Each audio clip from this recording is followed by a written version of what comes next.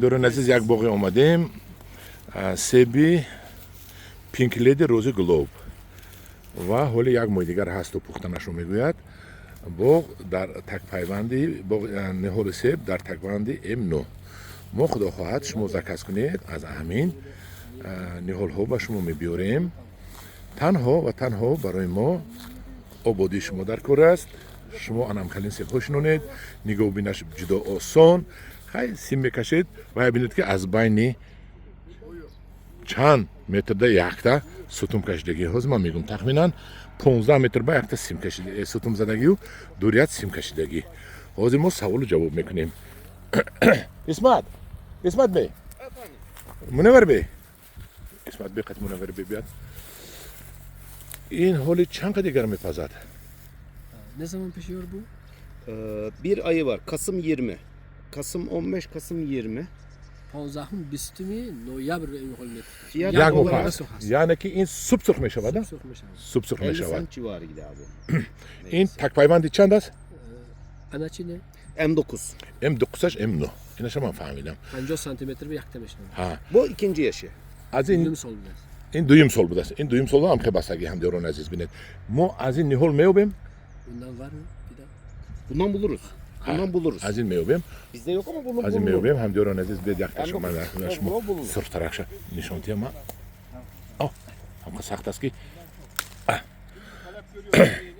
این حالی باور کنید من بده که ما باور میکنید که سوپ سرخ میشود برای که یک ماه دیگه پینک لیدی روز گلوب میپزد این سوپ سرخ میشود بزرگ بریدگر هم خیلی سرخ این مرو خر گفته خریدار رو دعوت میکند انا هم دیرون عزیز این باقی اینتنسیوی از درختان کلان اکو کم کم باید دست کشیم با اینتنسیوی گذاریم تو اینکه صاحب پول شویم مهنت کم میرود نگاه بینش آسان خدا خواهد کاش که من زمین دار تست شوم و آبدار شوم پیتامونی کنم و به شما از ترکیه از خود تاجیکستان همین ها را من دسترس کنم اینو بینید همداران عزیز